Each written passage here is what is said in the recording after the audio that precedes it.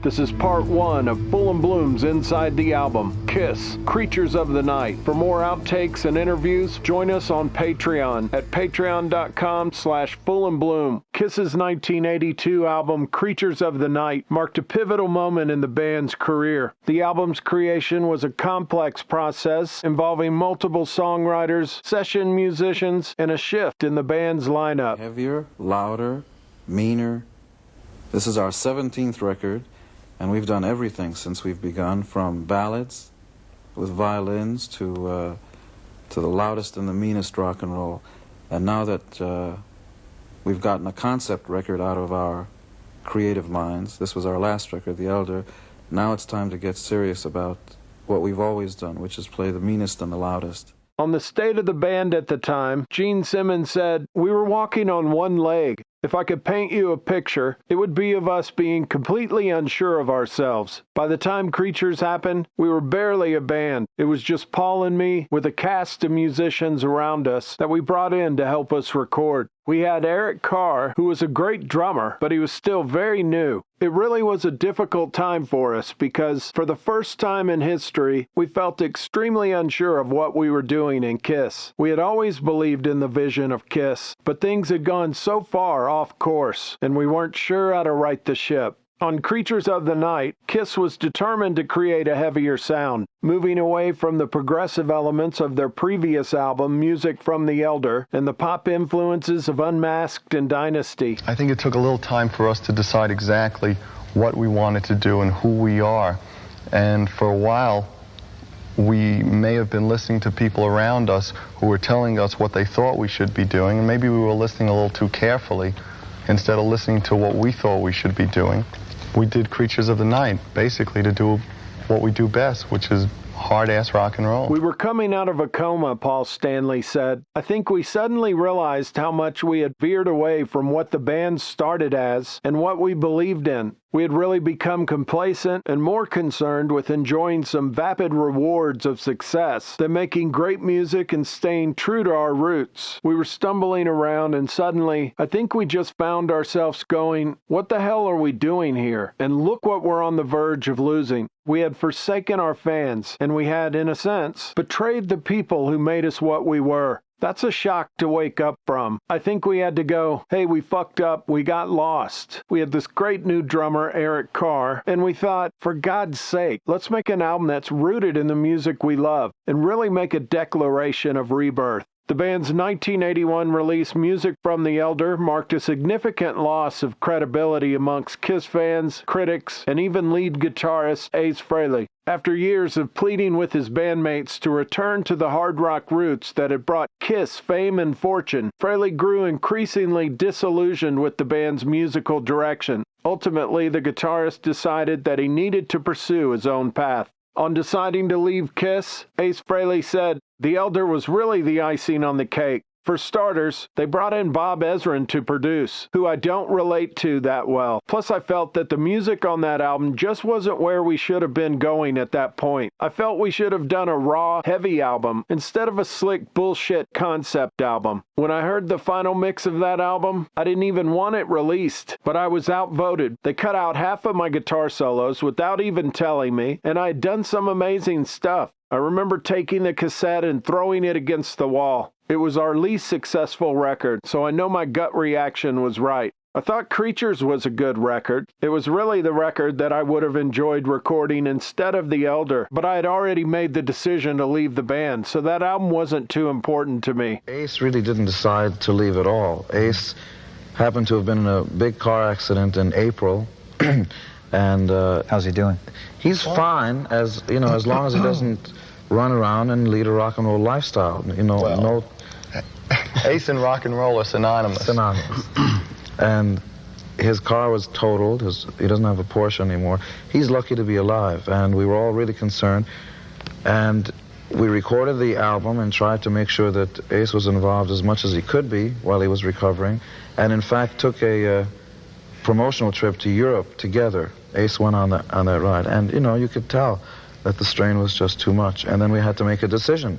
Are we going to sit still again and not be kissed, or are we going to try to sort of wait it out? We decided to go ahead. When I look back, despite his demons, in some ways Ace was right, admits Simmons. We did need to make a rock record, and he said that all along. Ace had said that The Elder was not the record that Kiss should make, and he was right. But the thing is, we had people around us telling us it was a good idea, and things didn't go according to plan. We got off track. So where Ace was wrong, he didn't stick with the band. Longtime Kiss manager Bill Aucoin said, "The only time we had problems was doing The Elder because no one wanted to go in the studio. Gene and Paul didn't want to go in the studio. Ace wasn't getting along with them. The Elder was really a Bob Ezrin album. We should have put a Bob Ezrin album out as opposed to a Kiss album. And of course the record label didn't like it. It happens to be a great album, but it just wasn't Kiss. It was kind of the beginning of the end for all of us being together because they didn't want to do it. We had to have an album out, then the label didn't like it, and then the band was breaking up even further. Peter was out of the band, then they wanted Ace out of the band. It was not a pleasant time." During an interview with Eric Carr, the drummer discussed the transition from music from The Elder to Creatures of the Night. Creatures of the Night was really the new Kiss,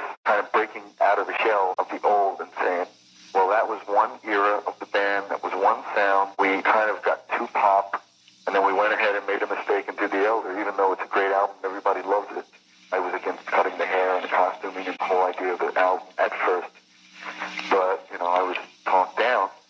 And then, the time proved me right, but I was guilty also because once I got into the album, I enjoyed it just as much as everybody else, and I was really, really happy with it. It just wasn't right for us. But I think that was the end of the era of the old Kiss right there. Regarding Frehley's decision to leave the band, Simmons said, "By the time Creatures happened, Ace was already gone. He doesn't appear on a single song on Creatures of the Night. When we spoke to him, he told us that he was working on solo material. This was a clear signal that he wanted to leave the group. Still, for some crazy reason, we worked hard to keep him in the band. At one point, Paul drove up to Ace's house to find out what was wrong. Ace launched into a long speech about how he needed a solo career. Paul, very reasonably, told him he could have both. Ace rejected the idea, and it became patently obvious that he was going to leave Kiss." I had a manager, Carr. No, I had an accident. I was going fishing with a friend of mine, and we hit some sand on the highway. He was driving my Porsche, and we totaled it into a tree. I was laid up for a while. I didn't want to let it out to the press because at the time, I just didn't think it was a good thing to let out, because it happens all the time with rock stars. So rather than let it out now, then I'm letting it out now.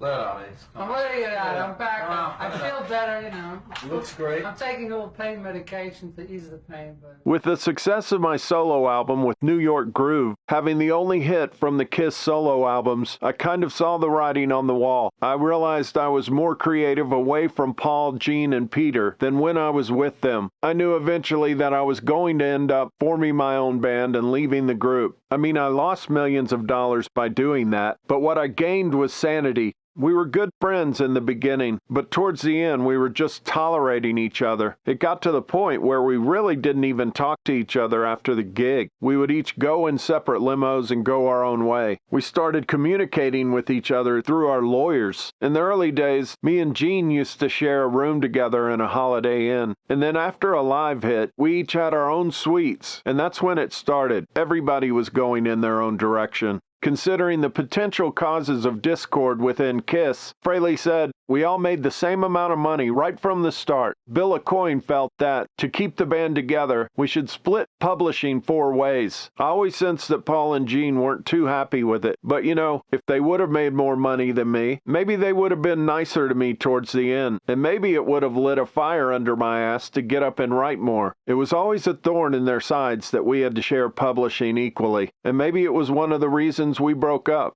In 1982, Kiss found themselves at a critical juncture, desperately seeking a producer who could help revitalize their sound and commercial appeal for the upcoming album. The band soon found out that finding a producer was not going to be easy. Paul Stanley said, "As we prepared to make Creatures of the Night, not a lot of A-list producers were knocking at our door. In fact, people weren't even returning our phone calls. Finally, in the summer of '82, I scheduled a lunch in L.A. where we planned to record the album with a guy named Michael James Jackson. Michael, it turned out, had no real experience with rock and roll bands, though he had just worked with Jesse Colin Young, the founder of the band The Youngbloods, who had some hits in the 60s. When we started chatting, Michael said, "What you guys need to do is write some hit songs." Gee, why didn't I think of that? Fucking brilliant. But I liked him despite being momentarily thrown by that insight, and we began to hit it off. Also, even though I wasn't sure what he had to offer musically, we needed someone. I knew that Gene and I weren't at a point where we could be productive together because neither of us wanted to compromise our respective musical ideas. We needed an intermediary in the studio, someone to be the swing vote. On how he started working with Kiss, producer Michael James Jackson said, "My attorney was also representing Diana Ross, who was represented by a business manager in New York named Howard Marks. Kiss was having problems figuring out what they should do next, or how they should go about it. Somehow Howard brought up my name. I guess I had something of a reputation as being a song-oriented producer, so the introduction was then made. I had a breakfast meeting with Gene and lunch with Paul. I met with Bill Aucoin in Los Angeles as well. I then flew to New York and met with them and with Bill. I liked Bill a lot because he was devoted to Gene and Paul and was such a creative individual. He had a great imagination and knew how to really turn that into something tangible for the band. I thought he was very special. Creatures was a complicated record in that there was a mission attached to it, to clearly redefine the band for the fans after The Elder. That was an exciting proposition and a great moment in time because all of us felt it and played a role in that responsibility. In a significant turning point for Kiss, the band decided it was time for Bill Aucoin to go. Paul Stanley said, "After Gene, Eric Carr, and I convened in L.A. to start working on Creatures of the Night, Gene and I discussed parting ways with Bill Aucoin. It was sad and scary to contemplate letting go of someone who had been so instrumental in our careers. We had worked with him for almost a decade. Despite what was going wrong, all the good stuff during the formative years wouldn't have happened without Bill. He was instrumental in our development, and he was the glue that kept everybody together. He knew how to press the buttons in each member to keep all of us happy. Each of us felt like his favorite. But we realized we had reached a point where rebuilding Kiss was going to mean getting rid of everything we had known. Bill's system had catered to our needs but cut us off from reality. It was life in a bubble and it was killing us. I even suggested we take our makeup off to make a complete break with the past. In the end, Gene didn't want to take off the makeup, but we did decide that Bill had to go. We called him from L.A. "Bill, we're going to fly to New York to meet you. I always believed you owed it to yourself and the other person to look that person in the eye at the end of a relationship." When we arrived at his office, Bill said, "I know why you're here. It's time," we said. He smiled wistfully. We shook hands, hugged, and walked out on a big chapter of our lives. On being fired, Bill Aucoin said, "When they're having problems or not making money, money starts breaking them apart, and everything becomes more important than the creative process. It's one of the things that broke Kiss and I up. Once everyone had money in their pocket and went their own ways and spent more time talking about what they own as opposed to the production and creative side, it became tougher and not as much fun." One day, Gene and Paul walked into my office and said, "Bill, I think the time has come." We talked about everything and how it began, and we wound up with tears in our eyes at the end. They actually took the business manager. I told them I didn't think it was right, but they went with Howard Marks. Eventually, they ended up suing Howard for hundreds of thousands of dollars. After that, they went with Paul's psychiatrist, and I thought that was just crazy. Then the psychiatrist ran away with their money and went to South America with some young girl. It was just a horror story.